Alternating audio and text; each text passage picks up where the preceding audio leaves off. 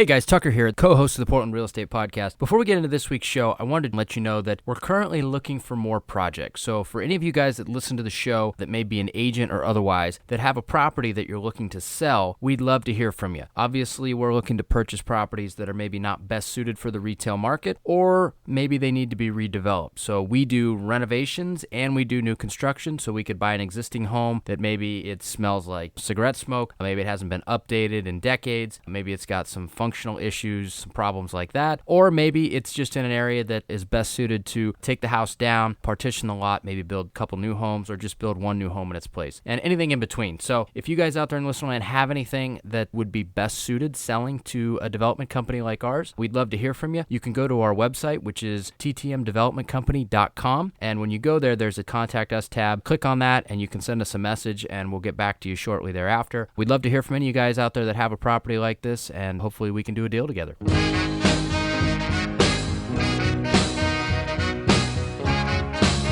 This is the Portland Real Estate Podcast, your number one place for anything you need to know about the Portland real estate market, along with in-depth interviews from our local real estate industry experts.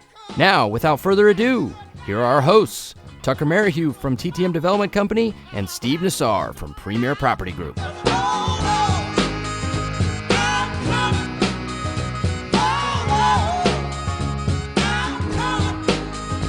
All right, everybody, welcome. This is episode 115 of the Portland Real Estate Podcast. We are going live.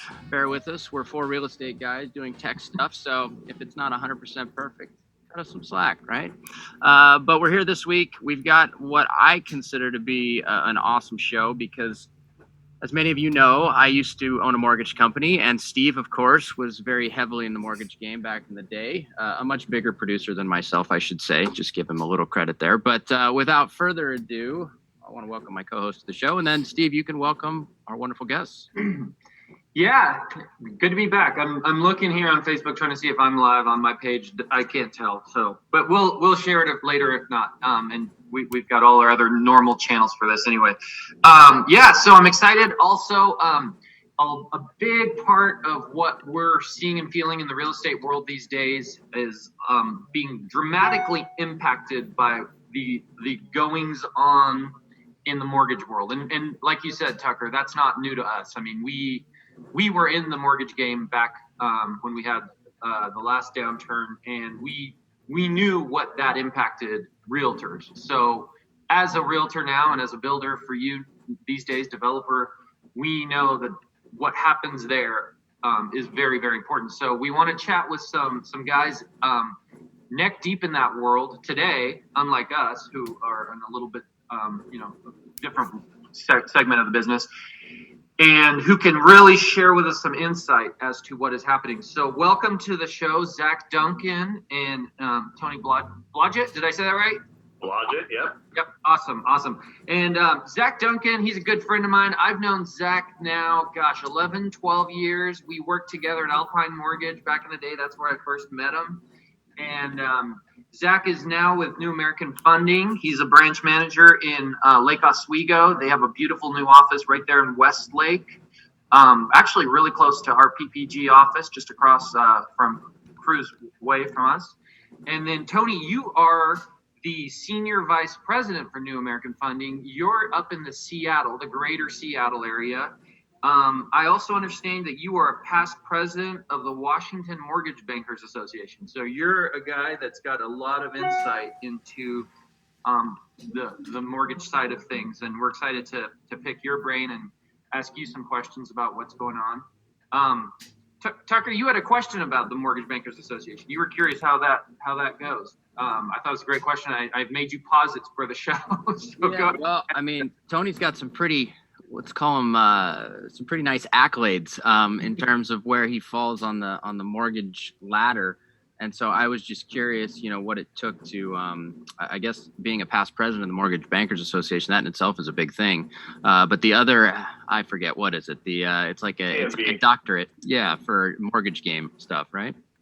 Yeah. So I've been really involved with the Washington Mortgage Bankers Association, which is a great organization, and was really involved during the time that we merged together the Washington Mortgage Lenders and the Seattle Mortgage Bankers. Those two organizations merged together. The Washington Mortgage Lender is always really heavy on the legislative side and had a lobbyist and stuff. And so as we merged those two organizations and really brought the social aspect of the Seattle Mortgage Bankers with the legislative and legal aspect of Washington Mortgage Lenders, merged those together for just a much more powerful organization. We work closely with the Washington State DFI on different things that are going on. And it's just a great organization to support all the mortgage bankers, both based out of Washington and just in the industry in general. Well, I think what you're referring to is I went through the very arduous process of getting my CMB, which is a certified mortgage banker.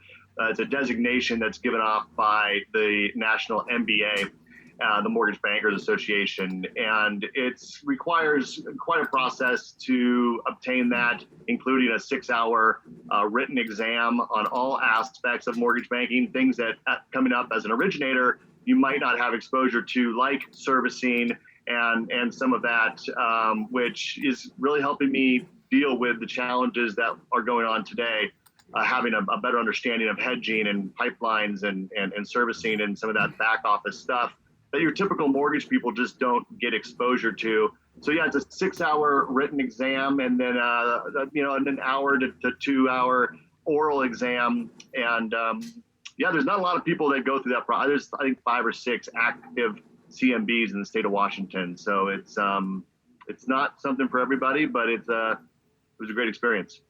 Awesome. Yeah, the MBA's been pretty active these days, hasn't it, Tony? I mean, it's interesting. The same is true of us on our side, the National Association of Realtors. You know, during good times, they do their things, but man, they really have to step up in these times. I've been hearing about the Mortgage Bankers Association. They've been writing letters and petitioning Congress and the Fed and going, hey guys, we got some problems here. So we'll get in. Let's just get right into those. What are the current challenges facing the mortgage industry as a whole?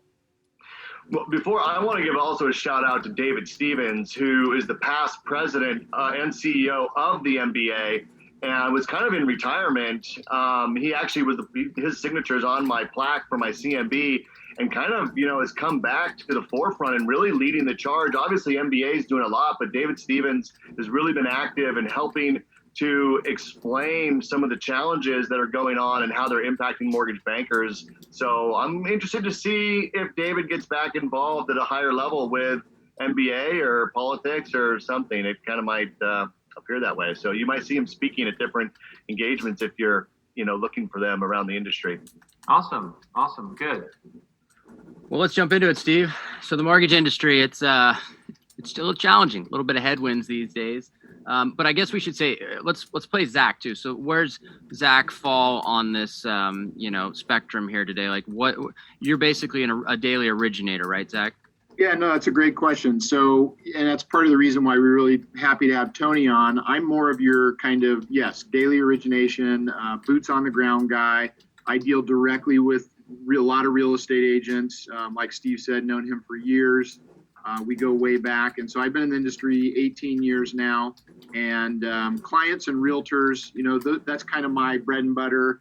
And I have a better kind of overview or take on what people are seeing, what clients are seeing in relation to the mortgage industry and how that's impacting, them getting pre-approved, them going out and buying homes, refinancing, which I'm sure we'll talk about here in a little bit. That's a huge, hot button, a hot topic right now in our country with people who are employed and are able to qualify for the low interest rates that are out there. And then, Tony can kind of touch a little bit more on big picture, right? And he mentioned a couple of those things, the things that people don't think about, servicing the loans, the hedging, all the things that are going on that are causing a lot of mortgage companies a lot of pain right now.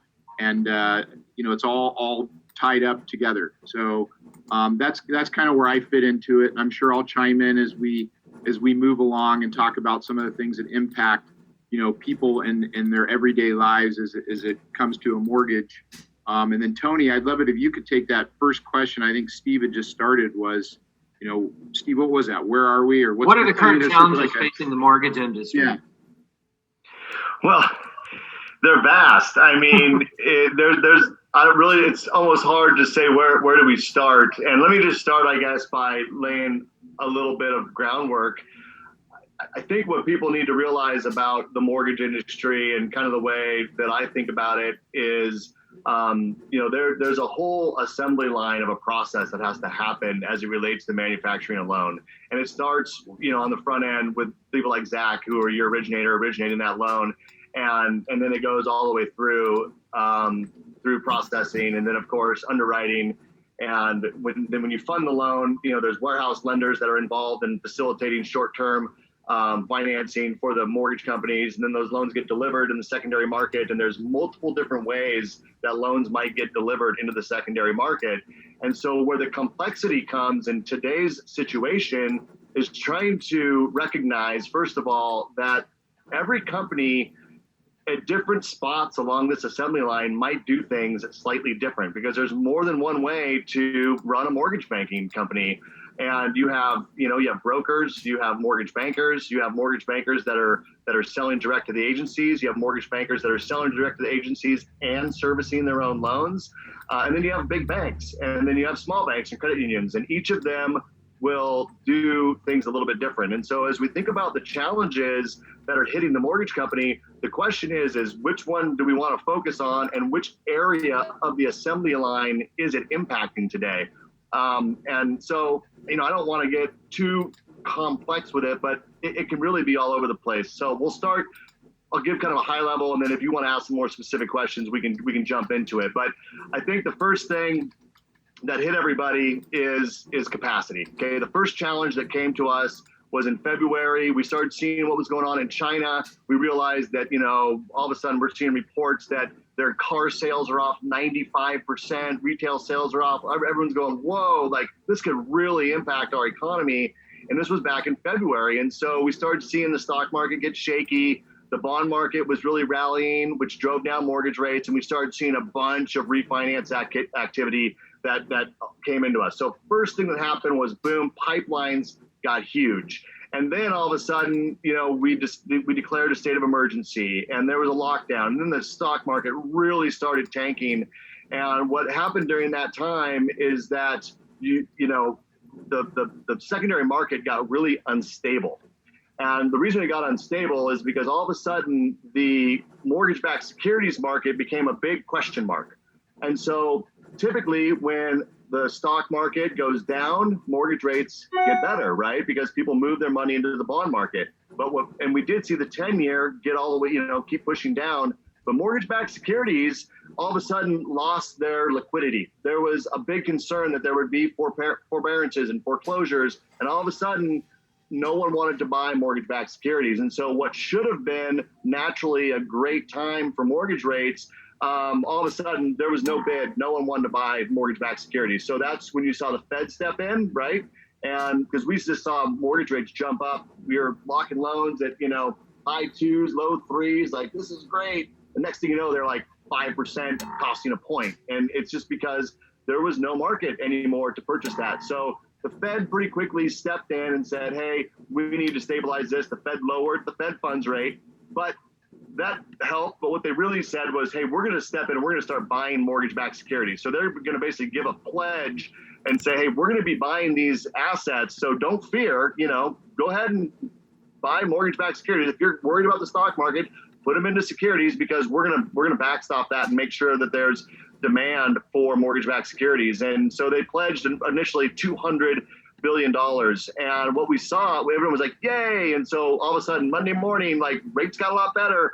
But as soon as we burned through that $40 billion that they pledged that first day, the bottom dropped out again. And you saw as soon as the Fed pulled back, no one was buying mortgage-backed securities again.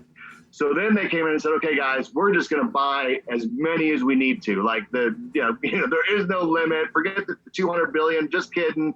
We'll just keep buying them. You know what I mean? And we'll prop up that market. And then that's what you saw. And they did that. But which is out of the Great Recession playbook, right, Tony? Exactly. Yeah, I mean, they weren't making this up as they went along. This is stuff that worked in the Great Recession and brought rates down and propped up the market. So they're probably thinking, hey, we know this, we can do this. But then there was a surprise that came. So keep going. Yeah, so what happened was, and you're absolutely right, quantitative easing is what they called it in the last recession. They pulled out that playbook. And it worked, but it almost worked too good. So what they did is they started buying mortgage-backed securities, but they were buying too many. And so what happened is, as I told you, the first thing that happened was we ramped up production, right? Well, everyone had these huge full pipelines. And then as the Fed started buying, when you take in a lock for a borrower, and they'll digress, because you got to understand this. When a borrower locks in their interest rate, the lender doesn't technically lock in that rate. What they do is they guarantee that rate to your borrower, but they take out a position that is basically a put against mortgage-backed securities. It's basically an instrument that they purchase that goes in inverse of mortgage-backed securities. So if rates get better, they're covered, and if rates get worse, they're covered either way. Okay, so all these locks came in February. Everyone's putting on their locks, taking out their hedge position. And then the Fed, trying to fix this whipsaw that was going on, starts buying. Well, they drove up the price so high that this instrument that we all invest in to hedge our pipelines got so far underwater because they were over purchasing mortgage-backed securities that now these lenders had margin calls against these hedge positions. And so now you start realizing, okay, there's this big assembly line and there's certain parts that you can have failure. This hedging issue, this margin call issue is just one point of failure, and it impacted those lenders that didn't have enough cash on hand to cover their margin calls. And so if you can imagine, we have on one end, we're taking in these huge pipelines, right? So there's some capacity issues there just operationally. We also have to fund these loans. So we need warehouse lines to provide short-term financing so we can fund these loans and deliver them into the secondary market. And then you have to, by the way, have pledged assets in order to have warehouse lines. And typically you only maintain a warehouse line that's an amount sufficient to fund your normal lines with a little bit of flexibility. What we call a bulge is available. But if you have too much volume, you don't have the warehouse capacity to fund it. You need to go get more capacity. Well, that requires you to pledge additional assets. While over here, you're hemorrhaging cash because you're covering your margin calls. Now, you're not losing that money. Like, those loans are eventually going to fund. But in the meantime, your broker dealer is saying, hey, you're underwater way too far on this hedge. Just insurance you took out on your pipeline, it's taken on too many hits, and we need to shore that up with cash. And so you're just being pulled for cash in all these different directions. And that's really what caused that initial real freak out. And then the question is how's your company structured, and how much did all of those things I just threw out, and there's more, but I don't want to just completely overwhelm people with the complexity of this. But as all those things started hitting, how's your company structured, and how did they impact you? I mean, what was your cash position heading into this? How much liquidity did you already have?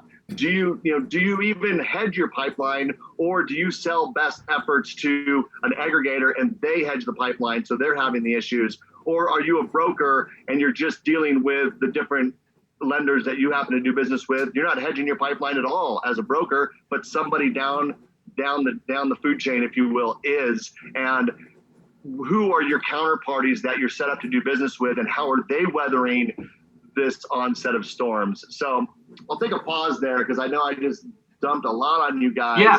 But it's complex, man. It's there's a lot to it. Well, and then it got worse, right? Then the forbearance thing happened, right? I mean, like, I think that was bad enough, and I saw some panic from the MBA, and there was letters written to the Fed going, whoa, we know you mean well by buying the mortgage-backed securities, but you're actually causing an unintended consequence. So that was already bad. But then, from what my understanding, things got even far worse, because then all of a sudden, Congress, again, and in their good intentions, said, hey, this virus is big. Everyone has to stay home. Jobs are being impacted. Let's give relief to homeowners. So let's come up with a program where everybody can call their mortgage company and skip some payments. And oh, by the way, let's make it really easy. They don't have to prove they lost their job. They just need to make a quick phone call. Well, in that one stroke, they took away the mortgage industry's number one asset, right? Which is belief that in the system that they'll get their money back in the form of payments, right?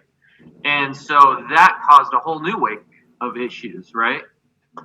Yeah, 100%. So, look, I don't think that anyone can do a good job in today's market of explaining this whole forbearance thing, because it's extremely complicated, because there's always been a forbearance program. But now we're talking about a forbearance as illustrated in the CARE Act. Okay, it's different. It's different rules, right? And so it's all a forbearance, but everyone's talking about forbearances like, here's how they work. Well, look, we don't know how they work because we've never had forbearances mandated by Congress before. So this is a completely unprecedented thing. So you have a lot of people talking about, well, here's what I think this means based on old rules of what forbearances are. And I think we need to be really careful here about this. And I think that, myself included, we have to be very careful on how we message out what people should be doing if they need a forbearance on their mortgage. And so that's one aspect of this, I think, Steve, is just the messaging around this forbearance. I think the media did a horrible job. And I think the number one thing that Congress got wrong in this thing is they did not require that you prove hardship to get a forbearance. Now, in the last downturn, there was a lot of grace given for people that were impacted, but you had to show hardship. The biggest miss on this one is all you really have to do is call up and say, hey, I've been impacted. I need a forbearance. I need to skip some payments. And that is the problem. That is the biggest problem, in my opinion, is that they didn't put a qualifier in there that you have to prove some hardship. And then you have media, just people talking on the news, just basically who have no idea what they're talking about, saying, yeah, just, I actually saw one guy say, you know what? Even if you don't need it, just call up, get a forbearance, gotta have it there waiting for you. And if you choose not to make your payments, don't make your payments. And that way they can't show you as a late payment. I'm like, are you kidding me? Like, this is something that people should only do if they need it, right? And it just was not proposed that way in the media. And so, yes, to your point, it caused a whole nother set of issues, which is everybody calling their servicer to get a forbearance. Now, keep in mind, you guys, servicers typically are mailing out payments or sending out e-payments. They're not staffed to deal with half of the people they're servicing for, calling them on the phone, asking about this forbearance and how it works and what are my options and so on and so forth. And so what a lot of people did, like to your point, is just put on their website, like, click here for a forbearance. And it scares the crap out of everybody when they realize what happens. So let's talk a little bit, if I can, about this forbearance thing. It impacts different lenders differently depending on how they do. Again, it's back to how do you do business, And I think there's a couple things that people need to understand. So let's first talk about government loans, okay? So FHA, VA, and USDA loans. They're all insured by the government, and they're all sold. They're not sold to Fannie Mae and Freddie Mac. They're sold into Ginnie Mae. And they're securitized and they're insured, they're guaranteed by the government. And they're serviced differently. And there is a remittance type. And what remittance means is when you get your mortgage payment from the borrower, okay, the borrower makes your payment. On government loans, you have to advance that payment to the investor, regardless of whether the borrower pays you or not. So as you can imagine, if a borrower goes into foreclosure, misses their payments, or even an agreed upon forbearance, there's still the need for the servicer to advance those payments, even though the borrower is not making their payment. So it's why government loans suddenly became very challenging. Yes. Because all of a sudden, if you fund a government loan, and by the way, Tony, correct me if I'm wrong, but the forbearance rules never said only loans that have been around for 6 months or a year. I mean, in theory, somebody could literally close a loan with Zach in March and in April go, hey, I want a forbearance, right? I mean, was there any rules stipulating how long the loan had to be out there? I don't believe so, but let's talk about what happened in government loans, Steve, because you're onto something here. Yeah. But what happened was, so understanding the remittance type first, right? Okay, so what's the concern? The concern is, and I'm going to get into the Fannie Freddie stuff in a second because that's important too. But on the government stuff, what happens is that they have to advance these payments. So here's what really caused the problem to all of you in the real estate industry and mortgage industry.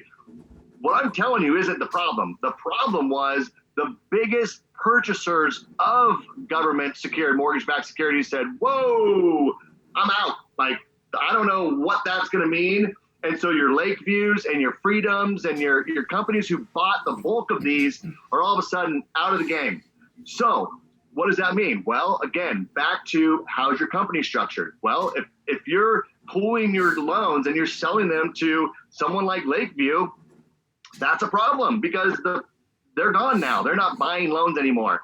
Now, if you are a seller servicer, if you're a company who sells your loans to Ginnie Mae and you service them, yeah, your servicing value went to zero, but you can still make the decision that I'm still going to fund these loans. I'm not going to add a bunch of overlays. The servicing value will come back. I'm not looking, it's kind of like, I don't need to sell it today, so it's not that big of a deal because I'm going to service it. And so you see a whole band of lenders that are going, hey, this hasn't been that big of a deal for us. And people go, well, why? And they go, and it's not that they haven't added some overlays because everyone has added something. Let's be honest. But some companies have fared better. And I almost want to say, I don't want to say it's luck. It's just how they're structured is less impacted by this particular set of circumstances that's happening in our industry. And so you can see that amongst different companies out there. And it's the ones that seem to be selling the loans direct to the agency and retaining the servicing and willing to say, you know what, I know there's no value in this, but I'm going to take it anyway. And I'll either sell it later or I will, once the value come back, or I had no intention on selling it. And once the servicing stabilizes, they'll reevaluate it. So, and then you had some companies who were selling loans before, and then they said, you know what, that market is trash, but we have the ability to pivot. And now we're going to start retaining our servicing. It's not our long game. It's not what we want to do, but we're going to do it for now so that we can offer some government financing so that we can have some decent pricing. And then once it settles out, we have a balance sheet and we have financial strength behind us. We can afford to do this for a while and we'll deal with it later. And some other companies are just simply bound by whoever it is they deliver loans to in the secondary market. And if that market's either gone or because of so many options are gone, those options that are remaining have really priced themselves out of the market, then that's what you're seeing. And so, Tony, and you guys, New American Funding, you guys are a servicer, and so you guys have weathered this a lot better than others. I know that for a fact from conversations I've had with Zach. But you guys are now taking that risk, right? If you guys fund a government loan and the next month that person applies for forbearance, you guys are now making the payment to Ginnie Mae, right? Yeah, and I'm going to be careful here getting into the subtleties of this, but it's not as big of an issue on government loans. Really, if the borrower, once we fund the loan and get the loan insured and it's insured by FHA, if the borrower, Ginnie Mae does not say that if a borrower misses their first, they don't look at it as a default, I guess is my understanding. Let me just clarify. It's my understanding that they're not on Ginnie Mae loans. They're saying that if you grant the borrower a forbearance, we're not seeing that as a late payment. There's no fees, there's no penalties, et cetera, right? And so it's not like you're risking not getting that loan necessarily insured by the agency. Where the issue is, so yes, we are taking the risk that they're going to forbear on that, and we have to forward those payments. And let's talk about, again, sorry to be so complicated here, but so the good news is Ginnie Mae has come out and HUD has put a facility in place to provide liquidity to the Ginnie Mae servicing market. So if you're a servicer of Ginnie Mae's, about a week and a half ago, they came out and said, we're going to provide liquidity. So if you can't advance all those payments, right, if you have all these forbearances happen and you can't advance those payments to the investors, we're going to insure the investors in Ginnie Mae securities that we're always here to back it up. So we're going to put a credit facility in place that's a pass-through of those payments. Okay, so if you're a Ginnie Mae servicer, you got protection. It's kind of a last resort protection, but it's still a protection nonetheless. That happened a week and a half ago, Tony? Yeah. That was big, huge. Right? It was huge. Okay. But you know who hasn't done that? It's Fannie and Freddie. Yeah. The FHFA, who regulate Fannie and Freddie, Mark Calabria, is that his name?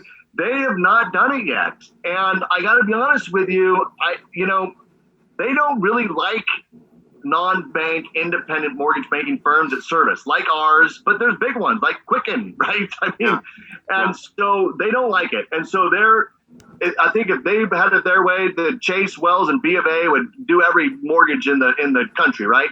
And so as of right now, they have not really put a facility in place that's going to backstop servicers. Now let's talk about this for a second, because I think now I talked about Ginnie Mae and how if you take in the payment, you have to advance it. Okay, that's called scheduled. That means you have to make the scheduled payment to the investor regardless. It's part of the reason why there's more value in government loans. It's part of the reason why there's more value in the servicing of government loans if you're a servicer, but there's more risk because you have to, it's a scheduled remittance type. Now, Fannie Freddie, it's negotiable.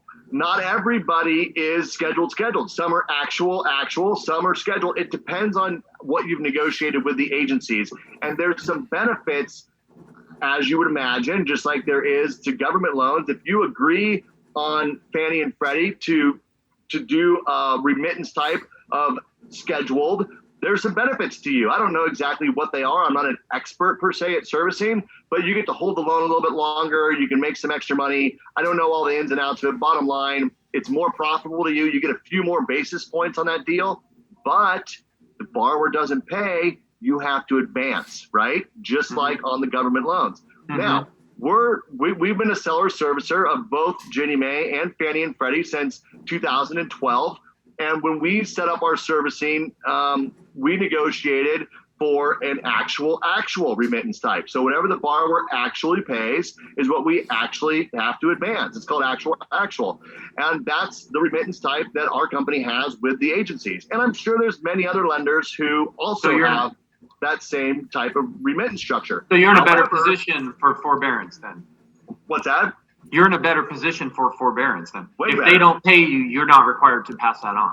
That's correct. And this is important because everyone's out there talking like, oh, if you're a servicer, you're screwed. It's like, well, if you're a servicer and you have scheduled remittance type and you don't have a ton of reserves and 25% of your people go into forbearance, yes, you're screwed unless Calabria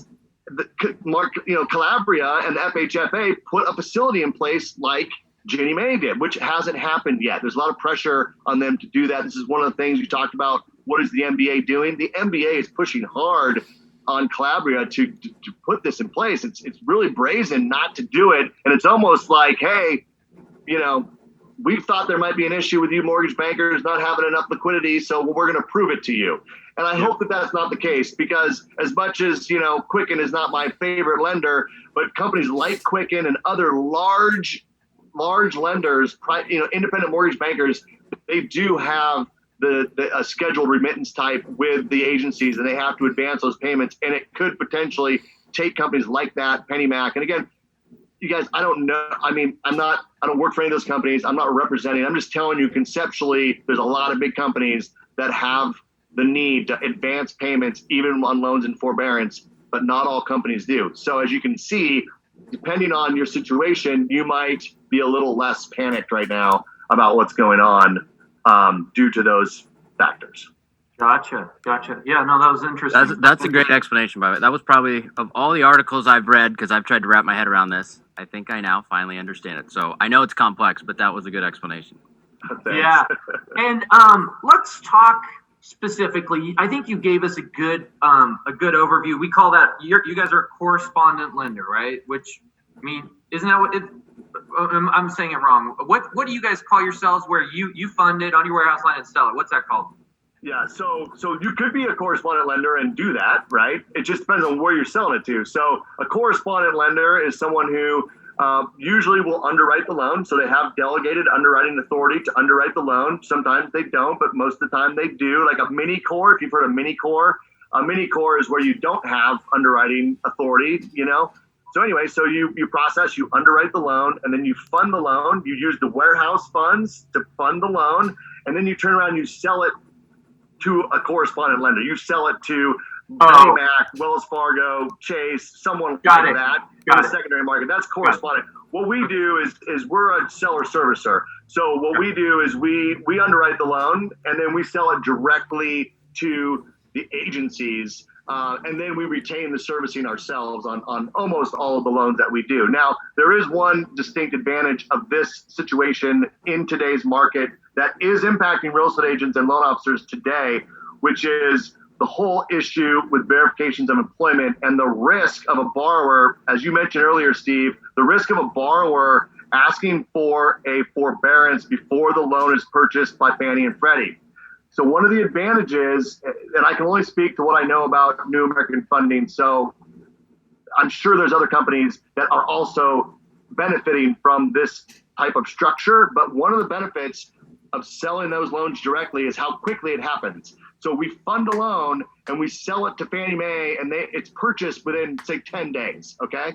So that loan's purchased. The borrower is not going to ask, in most cases, for a forbearance inside of 10 days. They haven't even got their servicing letter yet about their first mortgage payment. And so the likelihood of them asking for a forbearance is very low. But let's talk about it. Let's say I did loans correspondent, to your point, right? So I fund the loan, I sell it to ABC correspondent lender. They're an aggregator. They're going to bulk all their loans together. So this takes time. First of all, they're busy. So it takes a long time for them to purchase my loan. Maybe it sits on my warehouse line for, normally it's, 7 to 8 days. Maybe it's 10, 15, maybe it's 25 days. I mean, it depends on who you're selling that loan to, right? So not all correspondents are slow, but look, we talked about there's capacity issues. So if they're slow to purchase that loan and then they bulk their loans together before they sell them to Fannie Mae, look, that could take a long time. I don't know, on 45 days on the outset, right? Or something like that. They may even, do an interim payment collection before it goes to Fannie Mae, who knows? So the concern there is now there's this big, long time between the time that the loan funds and it actually gets purchased by Fannie Mae, where it may not be eligible for purchase if the borrower doesn't make their first payment, which if they ask for a forbearance, it's not going to be eligible for purchase, is the current kind of understanding.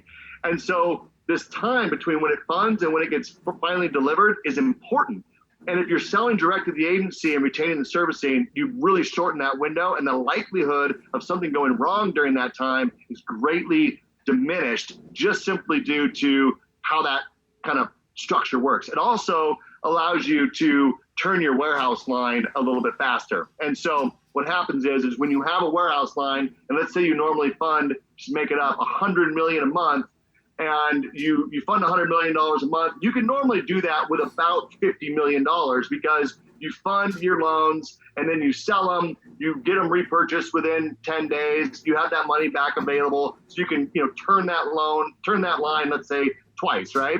So all of a sudden, no problem. I got a $50 million line, I can do $100 million. Cool.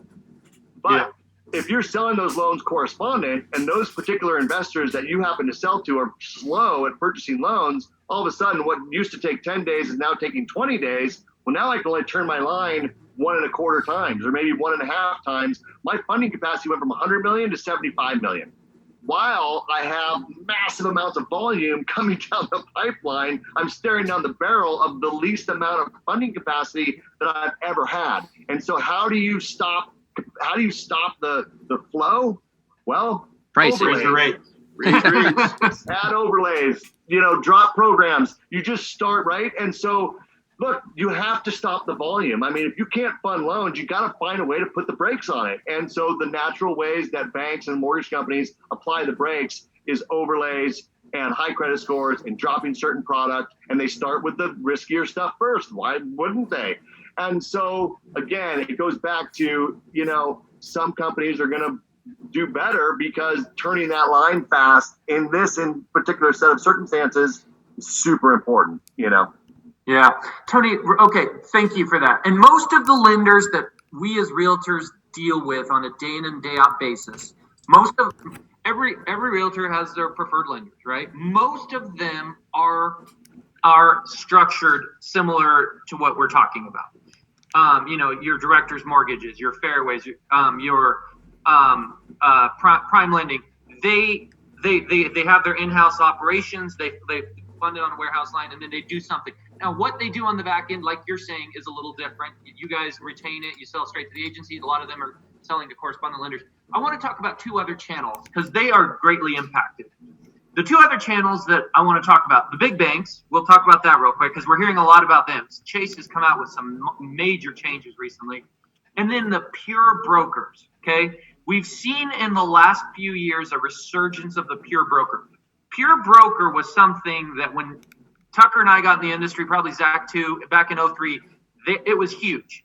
Anybody could just about be a pure broker. What you do is you'd go find an office, retail space, you'd have there's some licensing components to it, and you basically would get loans and send them off to some wholesale bank that would underwrite it, fund it, do it. And those wholesale banks were wooing you, and they're all trying to get your business, and life was good. When we went through the downturn, that business model all but broke and got really shaky. I feel elements of that happening again today. Do you want to talk about that a little bit, Tony? I mean, what are you hearing out there with that? And by the way, it came back, but now I'm feeling some challenges there. Yeah, well, so you're spot on. Everything you said, I totally agree, right? With that's what happened. I mean, mortgage brokers did about 62% of loans prior to the crash, and it dropped all the way down to, I think, less than 10%, I believe. And look, there's always been brokers, and there's some brokers that have been around for the last 20 years, and they're phenomenal people, and they understand how to navigate that world. It is a different world. But it can be good if you know what you're doing and you run your business professionally. I think that there's definitely been a resurgence, and I think the reason for that is a couple different things. One, people like to have options, and so when you have a broker, you have all these different wholesale lenders that you can send your loan to, and so it gives you this idea that, hey, I got lots of options. Without getting too much into it, I also think that there was some cracks in how people could manipulate loan officer compensation rules, and so some people, not all people, but some people went to that channel because it allowed them to kind of circumnavigate some of the LO comp rules that some of your larger mortgage banking firms have large compliance departments, and they really cramp down on adhering to the Dodd-Frank changes of 2010. And I think it got a little wild west in the mortgage broker world. I don't want daggers thrown at me. I'm not saying everyone's like that. I'm just saying that in a much less regulated environment with the administration we currently have and the kind of the scaling back of the CFPB, I think it allowed people to feel like they could be a little more brazen, and that attracted people to that model. So there's some different reasons why I think it had a resurgence. And pricing, I mean, they're very aggressive in their price. And the reason for that is a couple of reasons. One, they're capped. It's unfair. I think it's an unfair advantage that mortgage bankers have, is that mortgage brokers, because of the points and fees rules that were implemented during Dodd-Frank, they're capped at how much they can make. And so, partly to a consumer, you go, well, great, I don't want a guy making a bunch of money on me anyway, but it does give you lower rates in the event the wholesalers are offering low rates, right? Yeah, so yeah. Because you're capped on how much margin you can build in there. So that was attractive to people. I don't know that everyone understood why the rates were better, but they're just like, hey, what do I care? I can make money and give a better rate, and that makes my job easier as a loan officer. So that's awesome. The drawbacks of brokering have always been the same, which is that you don't have as much control over it. And I think a broker would argue, well, yeah, we do. We just don't work with the lenders who don't give us good service, and we only work with the ones that give us great service. And so therefore I have ultimate control. And yeah, there's some truth to that. When times are good. But it is different than walking down the hallway talking to an underwriter. I mean, let's be honest. It's different than that. I mean, it's a more stressful game going that way. There's no question, having done it, and Steve having done it as well. Yeah. Well, so here's what's happened today, though. So what's happened today is that there was also a price war. Okay, so you got to think about this. If you're United Wholesale Mortgage or some of these other companies really looking to pick up market share, the last 18 months was the time to be super aggressive on price, because you had this big migration of loan officers moving from mortgage bankers and moving from banks to the broker world, and you want to be their new daddy, right? And so you want to grab that market share during the migration, and that's what you saw wholesale lenders do, is get really aggressive on their price. And they've made up the bulk of their revenue through what are called spec pool pay-ups is part of it, and loan level price adjustments, right? And so, do you guys know what? Do you know what a spec pool pay-up? Maybe give us a quick rundown of what it is, so we can. So what happens is that when you sell, so when people are buying mortgage-backed securities, there's certain groups of them that are worth more money, right? So essentially, if you have a lower loan amount, right? Yeah, that makes sense. Is less likely to refinance if rates dip than a loan, say, for instance, with a $400,000 loan amount. Because in order for me to improve your situation on your $180,000 loan, I got to move rates by about 1.5 versus 75, on a $400,000 loan for it to make sense. And so investors pay more for those particular specs. They're called specific pools. So what happens is right now, who's buying mortgage-backed securities? The government. And they don't care about your specific pools. They just buy whatever. And so all of a sudden the pay up went away for that. And so that's a band where a lot of these wholesalers and mortgage bankers, quite frankly, were picking up a lot of additional revenue was in these spec pool pay ups. But these wholesale lenders in particular, who were really trying to get aggressive, were using that as like their profit margin so they could have rock bottom prices. Well, when that goes away, you all of a sudden have to build margin in. And now all of a sudden you have wholesale lenders with retail rates. And all of a sudden advantage, and you're capped at how much you can make. And so that's part of what you saw happen in the wholesale market. And then the other thing is just simply, again, it goes back to how is that company, the wholesale company, how are they structured? Are they servicing loans? What's their warehouse line capacity? How hard did they get hit by margin calls? The same things that I just talked about, they just happened one layer removed from the mortgage broker. So the mortgage broker is sitting there going, okay, I got 50 different lenders that I do loans to. Some only have 10, some have 50, some have 200. But, do I have relationships with lenders who have navigated this well? And unfortunately, some of the number one wholesale lenders, I don't know all the specifics and I don't want to hypothesize, but they had challenges and they priced themselves out of the market. And so now all of a sudden, if you're a broker, you're like, hey, this go-to place that I love their service, I loved everything about them, and they had the best price in town. Now their price is way out of the market. And if I want to get aggressive on price, I have to shift and work with a lender who I'm not as familiar with just to be competitive. But now I don't have the same relationships. I don't have the same confidence of service there. And so you're seeing some breaks down in service. And again, not at all a rag on mortgage brokers. I have a lot of friends that are mortgage brokers. It can be a great channel, but in this environment, I think that it's become a lot more difficult to navigate. And some of those perceived benefits that you saw in the last 18 months, which allowed a lot of people to migrate to that channel, some of those may be looking like maybe they're not as good as they were, but they might come back too, right? It just and we're not doing this rag. I think what we're doing is we're showing the various channels all have different challenges, right? Look, here's the good news for a pure broker: you never have you really can't have the warehouse line issues because you don't have warehouse lines, but they have other issues. The other thing I want to touch on, Tony, that I'm seeing and hearing now, and it reminds me a lot of the Great Recession with the challenges that happened to the pure broker, is there's this element of distrust a little bit. When markets get ugly, there's not the faith in each other that somebody like Zach has with his company, right? Because if Zach's putting loans that aren't going to perform well into New American Funding, he's hurting himself. Like, it's only a matter of time. He knows this is my company. With pure brokers, there's kind of a wall there, right? Hey, like this loan, that didn't perform well. Okay, well, I'll go put another one over here. And that works both ways. The other element of distrust, and this is bad for the loan officer, is we've seen wholesale banks turn programs off overnight and not care about the loan officer, right? Hey, we've got this great program and here's the credit score requirements, blah, blah, blah. Zach runs out. He's got a fire. They're pre-approved for shopping with a realtor. They make an offer. They come back. They go, okay, Zach, we're in escrow. We're closing 30 days. Zach's not a wholesale, but you know what I'm saying. I'm talking about a loan officer in a pure.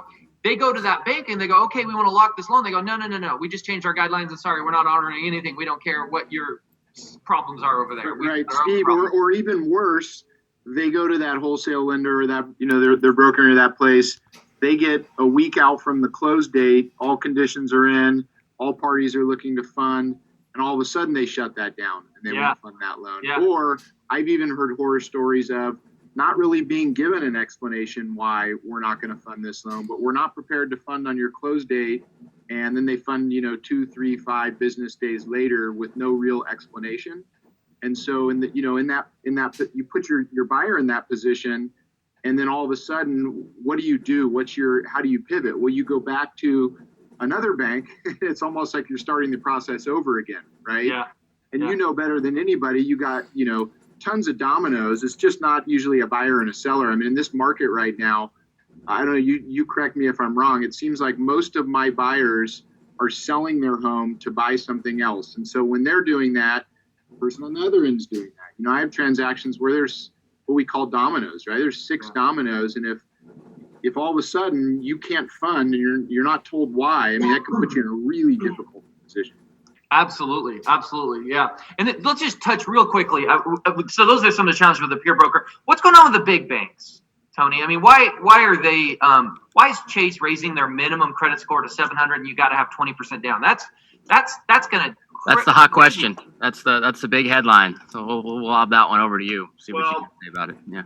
Yeah, I think it's a combination. First of all, Chase in particular, I think Jamie Dimon is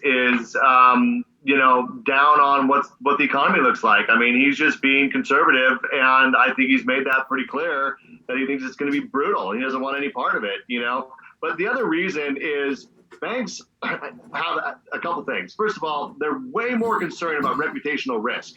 And so they want to be careful not to put themselves or their shareholders or anybody at risk. And so they're just much more risk adverse.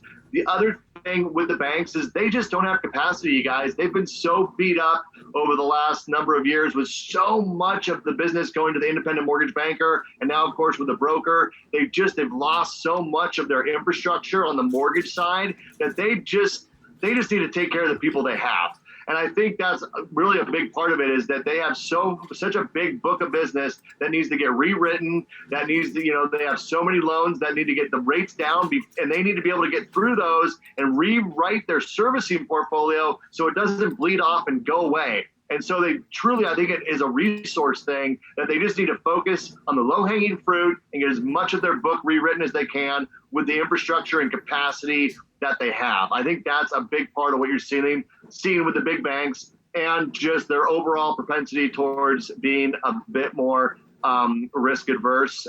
You put those two things together and you have what you have now. This thing with Chase, I don't know if you guys realize this, but Chase is not doing any loans under 700 FICO score. Well, that's not just in their retail channel. That's on their warehouse lending as well. So if you're a mortgage bank, we didn't even get into really all the challenges of warehouse lending, but if you're a mortgage banking firm and one of your main warehouse facilities is Chase, and they're not allowing you to deliver loans using that part, because most companies have multiple warehouse lines. It's not like you're beholden to one, but Chase is a big one.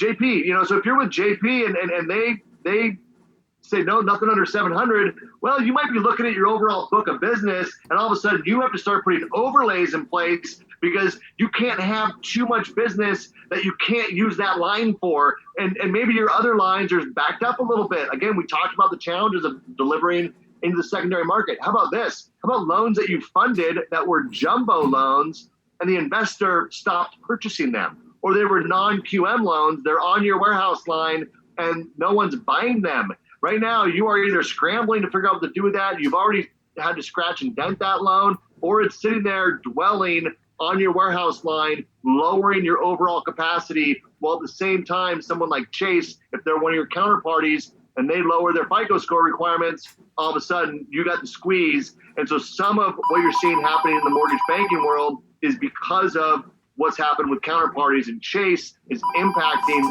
mortgage bankers through their warehouse facility. And I personally think it's unfortunate that Chase is taking the stance they have.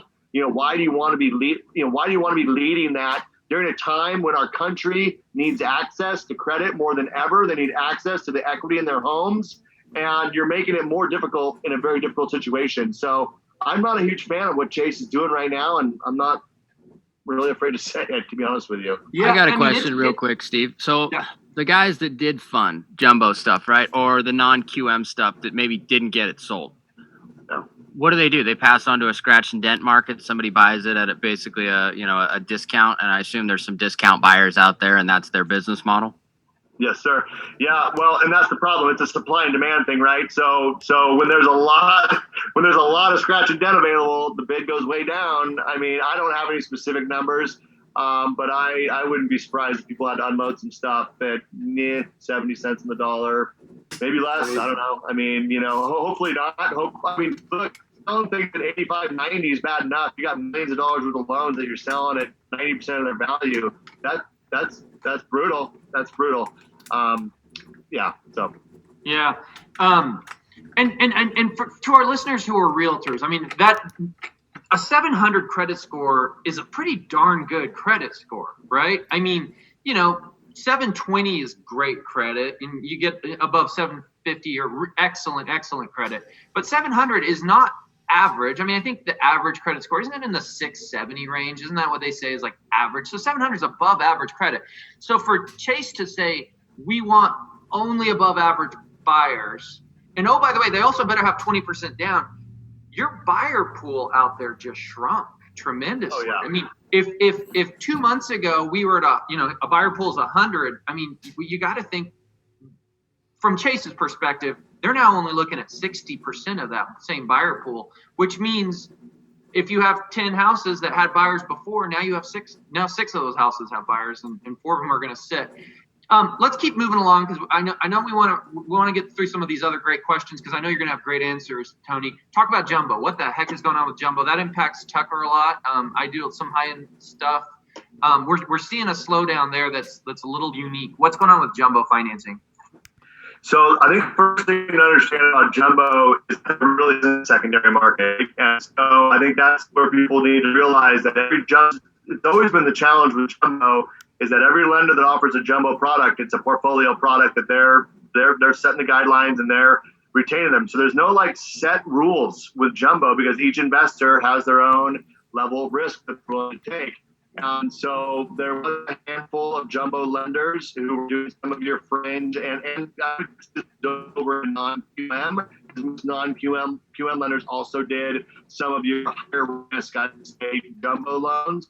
And so, yeah, it's a market that has no liquidity in the secondary market. So their challenges are even more exacerbated by what's been happening. And then what you see is the big banks, who are the players, the Wells, the Chase, etc. I mean, Wells, you guys, is out of jumbo lending in the correspondent world. So most of us had Wells as an outlet to sell our jumbo loans to. If you were an independent mortgage bank or a broker, that wholesale and correspondent channel is gone.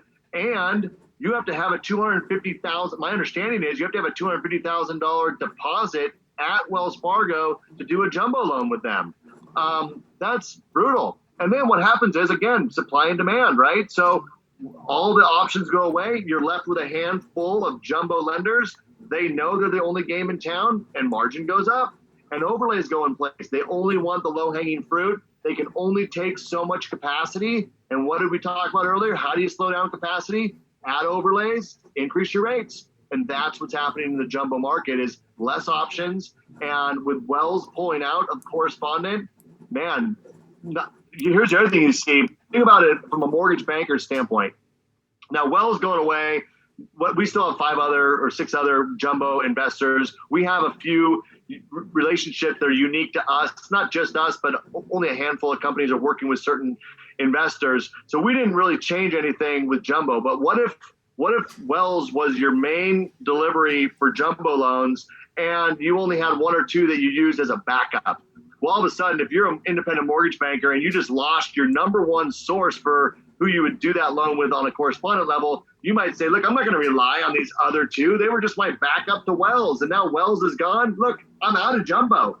And so you have some independent mortgage bankers fully stepping away from jumbo, and or stepping back and taking a pause while they try to find some other good counterparties to establish relationships with. And then I think you'll see them kind of re-enter. So I think the good news about jumbo, this might be kind of a step back, reassess who wants to be in this world, and then realign your relationships. If you're a broker and you don't have good relationships, get those established. You're an independent mortgage banker. You got to find new companies that you're going to do correspondent business with, and we'll see it kind of get a little bit better. But yeah, it's a big step back from jumbo right now. And I also think you're going to see a resurgence, and I already am, of people who are, within $100,000 of a conforming loan limit and have the down for a jumbo.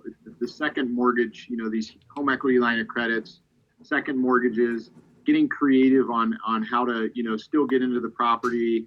And then, like Tony just said, at some point, things will, we may never go back to the way things were, several months ago, but things will settle down, investors will come back, and then if you need to look at a rate term refinance, pay that second off down the road, but it gives people an opportunity to still get into a home without going, oh my God, now I need, 25% down, and my rate, even with an 800 credit score, is 4%, where it was 3.25%, 4 months ago. So I think we'll see a rise in the number of second mortgages concurrent with a first mortgage, like we did, Steve. You probably remember back in the day, right? It was pretty common to go to 90% or even 80% with a second. So I think that we'll see a lot more of that. So people could do like a 65-15 or something like that, right? Exactly. Yeah. And just to touch on what you said, Tony, the government doesn't buy anything jumbo, correct? And that never changed in the last downturn, which was also a time period when jumbo really went away, right? Yeah, the government does buy high balance loans, which in Portland isn't really a thing, but in other markets it is. Like in Seattle, they buy high balance loans.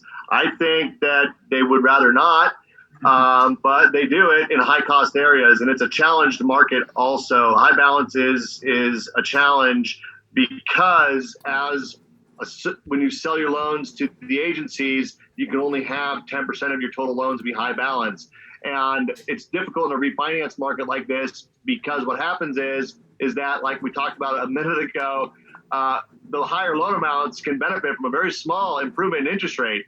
And so higher loan amounts are refinancing more, the high balance loans are refinancing more. And so it's throwing off those ratios. And so as a result, rates are going up on high balance loans as well, unfortunately, to try to slow down, the onslaught of high balance loans. So yeah, the only government intervention is high balance right now, and that's only in certain markets. And that makes sense. I mean, and I'm not saying it's right or wrong, but the appetite for Congress to jump in and help a bunch of people with $1 million houses is pretty low. They're about propping up the economy with the average price point and the average buyer, but there's not that will to do so with the higher end market. So we are seeing that, we're feeling that. It's probably going to continue. In our market, Zach, is it 510 is 510 400? Yeah. So agents, when you, and if you think about somebody having say 10% down, that takes them to 560. When you start to get into the close to the 600 price range in the Portland market, is when you really start either needing to get creative, like Zach said, or you're going to start to see slowdowns, and we're feeling that as you get above that 600-700 price point. Yeah, I mean, I think that would explain why it's so fluid below that, and it's a little bit, let's call it not so fluid above it. There's another phenomenon, you guys, I think that's going to impact the higher end market, and that is that the household creation, from millennials in particular, right? So you're people that are in your mid 30s right now, late 30s, that are finally starting. We thought there'd be a big wave of millennial buyers a decade ago, and it just never happened. They stayed in their parents' basements, whatever the case may be. We all have a joke about it, but it's a real thing. And so many of them now are getting married, they're having kids, and that's going to drive the market. But they're not going to buy your move-up homes. And so we're going to have a period of time where we're not going to see I'm telling you right now, we are not going to see a slowdown, in my opinion, in the real estate market in that lower band of a home. It's just, there's way too much demand. I just do not see how it could possibly go away. However, I do think that you will see a pullback in your higher end homes because the move-up buyers are those people that are buying those homes right now. So I think there's I think I think the higher end market will be strong again. We'll see that millennials move through those steps, and they might move quickly now that they're buying into the concept of home ownership is good. And I got to be honest with you guys, sheltering in place, having a home office like this, these are things that people are it's increasing. People are seeing more value in those things in a home. So larger homes, I think, will be coming back in more demand, but it's going to lag a little bit because the factors that are going to drive your mid-range price homes, which is these millennials being ready to buy, they're not ready to move up yet, but it's coming. Yeah, awesome. Yeah. I agree with that. Hey, talk about the difference, Tony. You're a savvy guy, and you've been through this before. How do you compare this to the Great Recession? I mean, it's different. It's different, but it's the same. Talk about that. What do you? I'd love to get your opinion. I think that fundamentally it's completely different, and the reason why is because as it relates specifically to real estate, I think that real estate caused the last recession, and I think real estate can be what pulls us out of this one. Okay, so that, I think, for those of us in this industry, this is an awesome thing. Now, obviously, there's similarities with what's happened in the downturn in the stock market, and unemployment going to go up, but for completely different reasons, right? This is, a virus that the government shut down our economy versus, an erosion of the market due to a full-on collapse of the mortgage industry and real estate as a result. So what you're not going to see in this one, time will tell, but I do not believe we're going to see the massive foreclosures that we saw in the last one that drove down home equities and drove down values, and then these strategic foreclosures. People walked away from their homes because your average person that was a average worker, blue collar worker, owned 7 houses, and they're like, I'm going to be a real estate mogul, and then it all started falling apart. They're like, screw it, take them all. You're not going to see that doesn't even exist today. Yeah. And there's going to be foreclosures. Let's be honest. There's going to be people that aren't able to make it through this, that were entry-level homeowners who have been affected, their jobs, and self-employed people.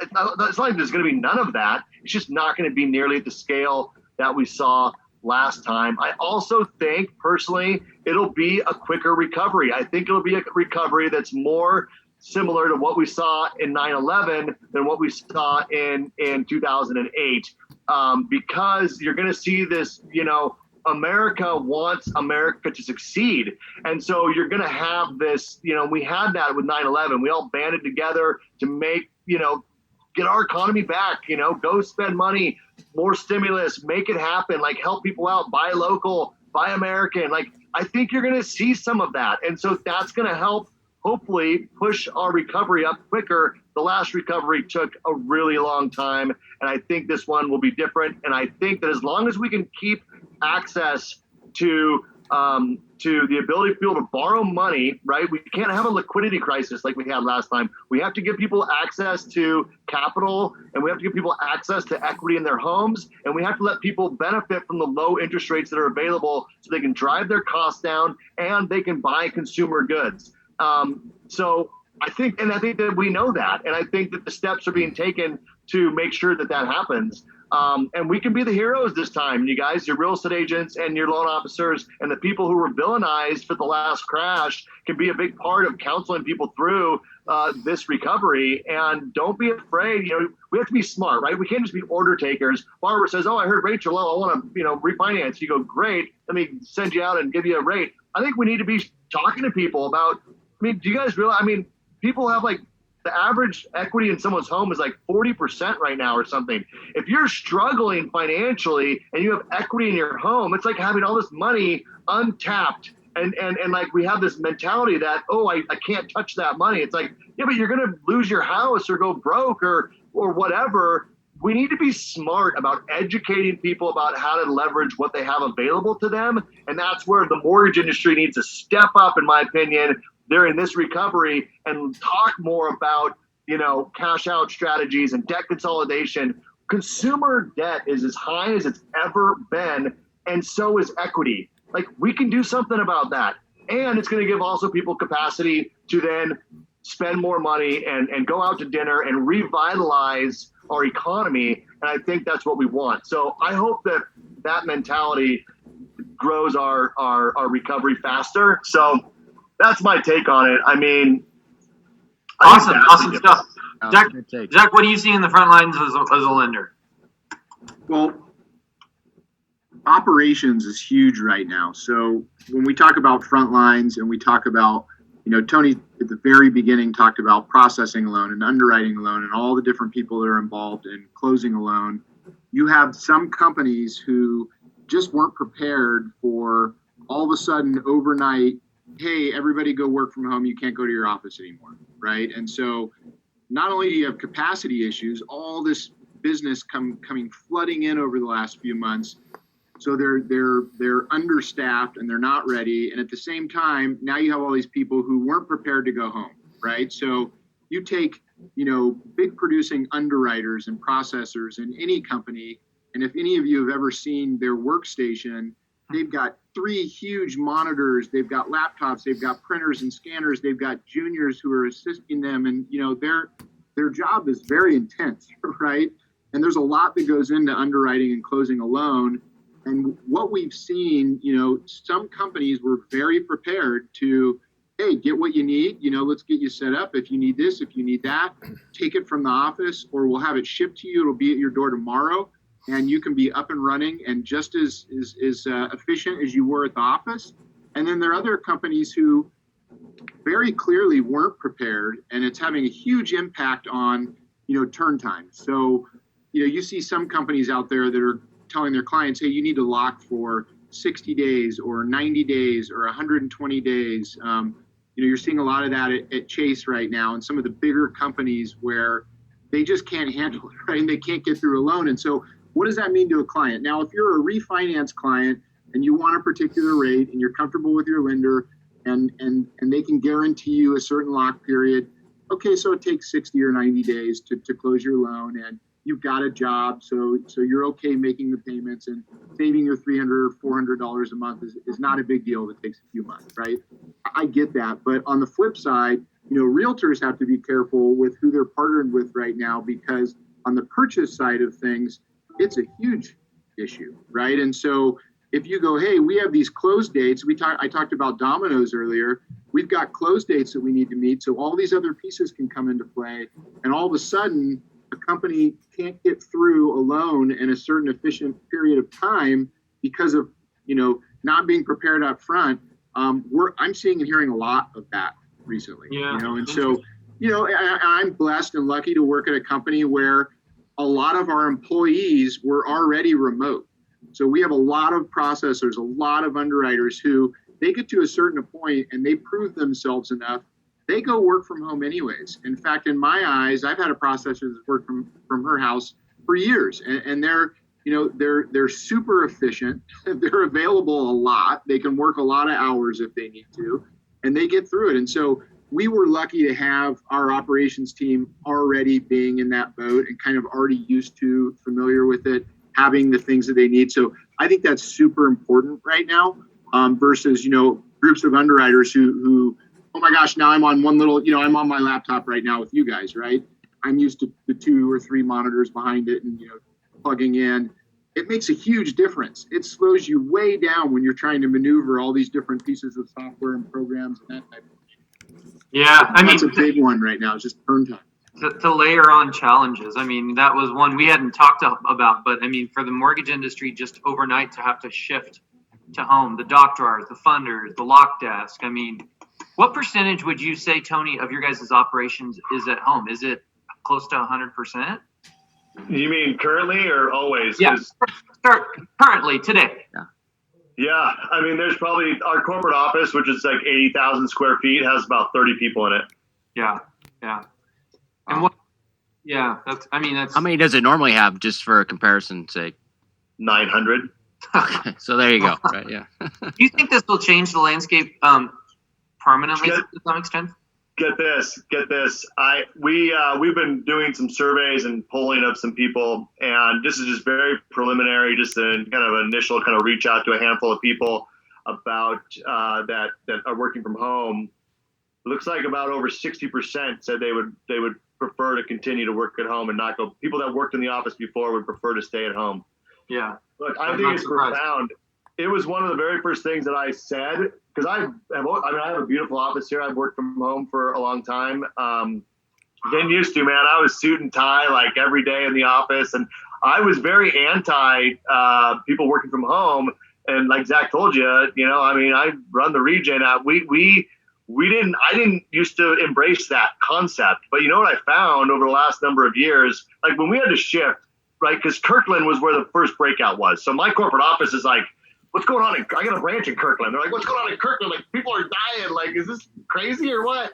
And they're like, and then King County was like, oh, people should maybe work from home. And, HR is emailing me like, Tony, like, what do you have to say about this? So I'm like, yeah, well, I'll put out an email, and all my people work from home. We've been doing it this way for a while. So it was a very smooth transition for us.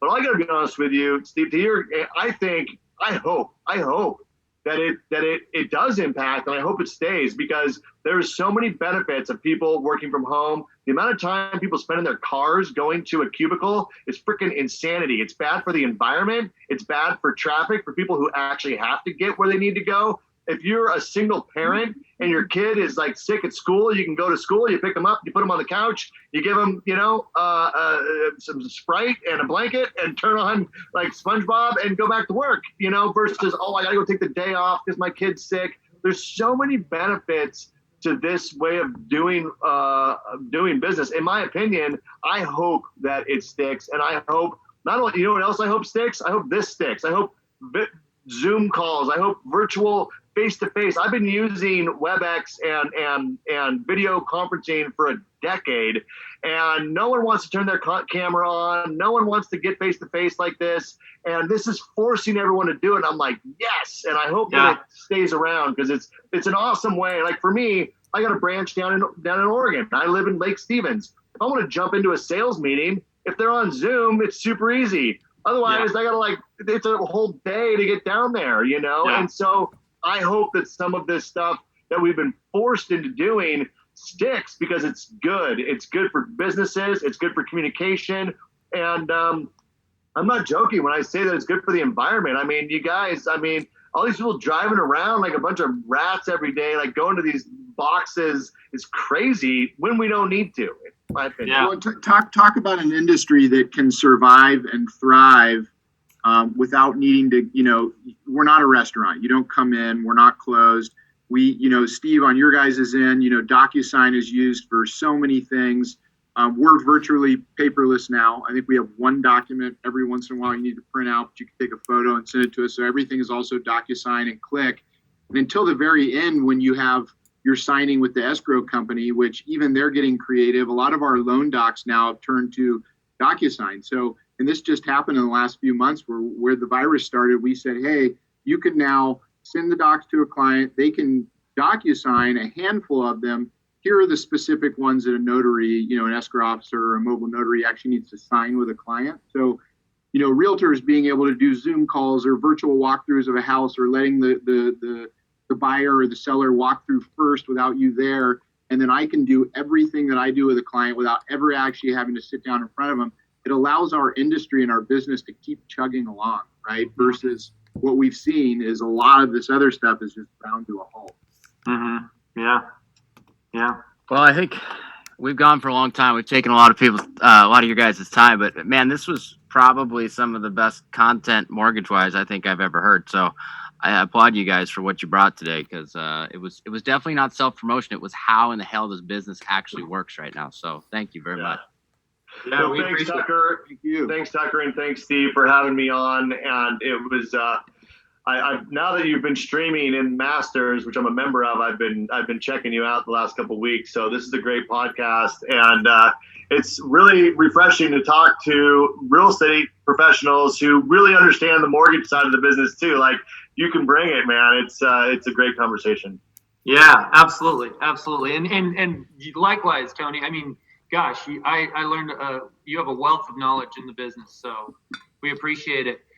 And I'll just give you guys a shout out. And I'll give you a shameless plug from me. I have a Zach isn't my number one preferred lender. I mean, I have one that's one tier above him that goes a little bit further than Zach. But I will tell you, in the last couple of weeks, I've sent a couple loans to Zach that she couldn't get done right. And I've been having a lot of conversations with Zach, and it definitely has jumped out at me that you guys are positioned and poised to do very well through this. And I think, like you said, Tony, I mean, you were pretty transparent. You know, some of it, a little bit of his luck. I mean, there's one thing this downturn has taught me that I think no other downturn has. There's winners and losers, and it's not their doing, right? Like, you could have been the most successful restaurant in Portland. You're a loser. And I'm sorry, it sucks for them. It sucks. And on the flip side, there's other industries, and I agree with you, Tony. We are a winning industry. Like, home has never been more important, and that people need mortgages to buy homes. And I think we're going to survive this the best as an industry. And I think we're going to pull a lot of the rest of the economy out with us, as people not only are buying new homes, there'll be that, but as long there's going to be plenty of people that like the home they already have, and they want to go to Home Depot, they want to do their yard, they want to do this as they're being stuck at their home. So there will be all those ancillary components to home ownership that will help the economy. But that said, within even our industry, there are winners and there's going to be some losers. And it's not necessarily their fault. Some of it is just luck, positioning, and maybe things that were just in place that are going to help them through that. And I can see that with your guys' company, being that you're big servicers, and so you're not having to pass through the overlays and some of the pricing challenges that I'm seeing with a lot of other lenders. So congratulations to you guys in that regards, and thank you for being on the show. Yeah, thank you guys. Great show, guys. Well, this is episode 115 signing off. We streamed it successfully. We'll see you guys hopefully again next week with another great one. Have a good one, guys. Thank you.